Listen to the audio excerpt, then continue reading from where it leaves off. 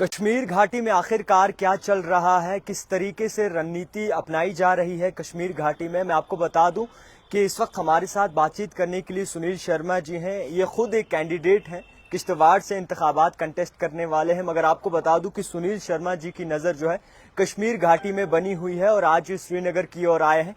और देखने वाली ये बात है कि अंदर कश्मीर में आखिरकार क्या पक रहा है, किस तरीके की सियासत होगी। और सियासत बहुत ज्यादा गर्म है और सियासत को देखने वाले किस तरीके से देखते हैं वो जानने की कोशिश करेंगे। सुनील शर्मा जी इस वक्त किश्तवाड़ से तो कंटेस्ट कर रहे हैं मगर पूरे कश्मीर पे नजर रख रहे हैं। सबसे पहले सुनील शर्मा जी, बहुत शुक्रिया वक्त देने के लिए। आप कश्मीर में पूरे नजर रख रहे हैं, अभी आपका कंटेस्ट चल रहा है, वहां तैयारियां होनी थी, मगर आप यहाँ पर श्रीनगर में आकर मुख्तलिफ चीजें जो है वो देखने को मिल रही हैं, अंदर से कुछ रणनीति पक रही है। तो किस तरीके से देखते हैं, क्या कहेंगे आप? थैंक यू जावेद भाई। Thank you. इसमें कोई शक नहीं कि जम्मू कश्मीर में इस वक्त सियासत गरमाई हुई है जी। और बहुत लंबे अरसे के बाद जो ये चुनाव होने जा रहा है, ये चुनाव जम्मू कश्मीर की सियासी तारीख का बिल्कुल एक अलग चुनाव होगा जी। क्योंकि ये चुनाव तब हो रहा है जब जम्मू कश्मीर पूर्ण रूप से 370 से अलग 35A से हट के जम्मू कश्मीर एक अलग यूनियन टेरिटरी है, जहां पे लोगों को प्रधानमंत्री नरेंद्र मोदी जी की योजनाओं का लाभ मिला है। इसलिए ये चुनाव बहुत ही अनोखा चुनाव होगा। और पहली बार मैं आपको बताना चाहता हूं कि जम्मू कश्मीर में पहली बार भारतीय जनता पार्टी चुनाव से पहले एक सरकार बनाने के उस मूड से चुनाव लड़ रही है। इसलिए पूरे जम्मू कश्मीर में जो एक माहौल बना है, जो एक वातावरण बना है सरकार बनाने का, तो ये लाजमी है कि जहां जहां हमारी ड्यूटी है हम वहां पे जाएं। इसमें कोई शक नहीं कि मैं कंटेस्ट कर रहा हूं किश्तवाड़ में पाडर नागसिनी सीट पे, लेकिन साथ साथ मैं इंचार्ज भी हूं कश्मीर का। बड़े लंबे समय से आपके साथ ही यहाँ पे रहता हूं।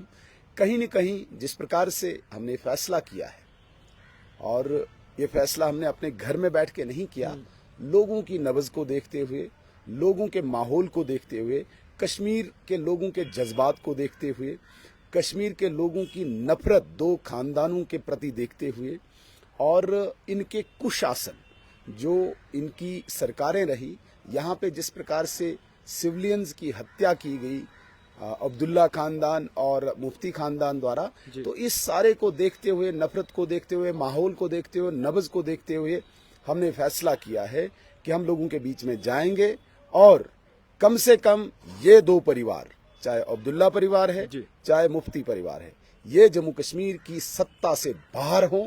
इसके लिए हम पूरी योजना में हैं। हम कश्मीर में भी और जम्मू में भी कार्य कर रहे हैं।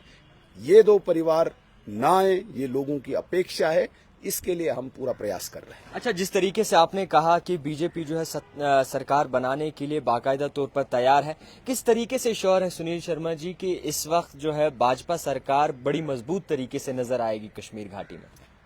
मैं बात स्पष्ट करना चाहता हूं, भारतीय जनता पार्टी के बगैर सरकार जम्मू कश्मीर में नहीं हो सकती। क्या दावा कर सकते हैं आप, किस तरीके से कह सकते हैं, अंदेशा क्या लगा रहे हैं? इतना जल्दी कहना मुझे लगता है कि जायज नहीं है।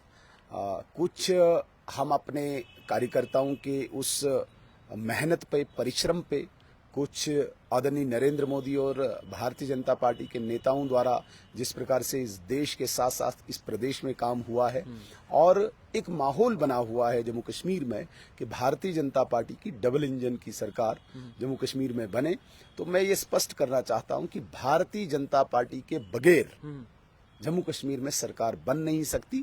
लेकिन हमारा ये निशाना है कि ये दो परिवार, जिन दो परिवारों ने जम्मू कश्मीर को रक्त रंजित किया, खून की होली खेली, सिविलियंस के साथ यहाँ पे कत्लो गारद मचाई, ये दो परिवार सत्ता से बाहर रहें, इसके लिए पूरे प्रयत्न हो रहे। अलायंस भी हुआ है, अलायंस नेशनल कॉन्फ्रेंस और कांग्रेस का दिखा है, आपस में मेल जोल हुआ है, तो इसके बावजूद भी आप इतने ज्यादा जो है श्योर हैं कि कहीं न कहीं भाजपा सरकार कहीं भी एग्जिस्ट कर सकती है? देखिए, ये अलायंस आज तक कई बार हुआ है।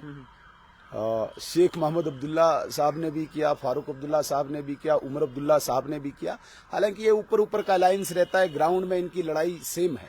लेकिन फिर भी एक बात मैं कहना चाहता हूँ, ये अलायंस जम्मू कश्मीर में जो भारतीय जनता पार्टी ने योजनाएं लाई है, पॉलिसीज लाई है, विशेषकर जो इनके अलायंस का प्रमुख जो टारगेट है, जो लक्ष्य है कि यहाँ से रिजर्वेशन को हटाया जाए। जो रिजर्वेशन भारतीय जनता पार्टी द्वारा यहाँ पे शेड्यूल्ड ट्राइब, पहाड़ी, ओबीसीज, शेड्यूल्ड कास्ट को मिली है, पॉलिटिकल रिजर्वेशन मिली है, तो इस अलायंस का जो मुख्य मुझे लगता है कि मंशूर है, मुख्य टारगेट जो है कि यहाँ से रिजर्वेशन को हटा दिया जाए। मैं एक बात आपके चैनल के माध्यम से स्पष्ट करना चाहूंगा कि चाहे इनका अलायंस हो या किसी भी तरीके से सेपरेट हो, अकेले हो, जो इनका टारगेट है, जो इनका मंशूर है कि हम रिजर्वेशन हटाएंगे, हम अपने शेड्यूल कास्ट, शेड्यूल ट्राइब, पहाड़ी, गुजर बकरवाल, ओबीसीज, जो बाबा भीमराव अंबेडकर द्वारा लिखित संविधान के तहत इनको रिजर्वेशन मिली है, जब तक भारतीय जनता पार्टी का कार्यकर्ता इस जम्मू कश्मीर में है, इनमें किसी में दम नहीं, कोई ताकत नहीं कि इस रिजर्वेशन को आंच भी आने दे। भारतीय जनता पार्टी कमिटेड है।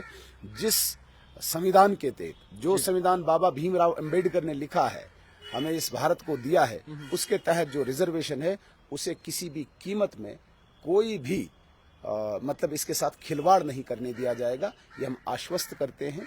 ये अलायंस बहुत ज़्यादा देर चलने वाला नहीं है। इसी अलायंस ने कभी जम्मू कश्मीर को क्या क्या रंग दिखाए हैं, मैं उस इतिहास में नहीं जाना चाहता हूं, लेकिन अभी इस अलायंस का जो मुख्य निशाना है कि रिजर्वेशन को हटा के हम यहाँ पे अपनी खेल खेलेंगे, वो होने नहीं देंगे। अच्छा, बीजेपी 90 की 90 सीटों पर इलेक्शन कंटेस्ट करेगी और कश्मीर घाटी से कुछ और भी लिस्ट बाकी आना बाकी है बीजेपी से?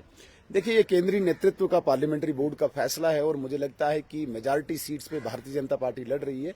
फर्स्ट फेज में जो 24 सीटें हैं, इसमें भी अधिकांश सीटें, मैक्सिमम सीटें भारतीय जनता पार्टी अपनी ताकत के अनुसार लड़ रही है।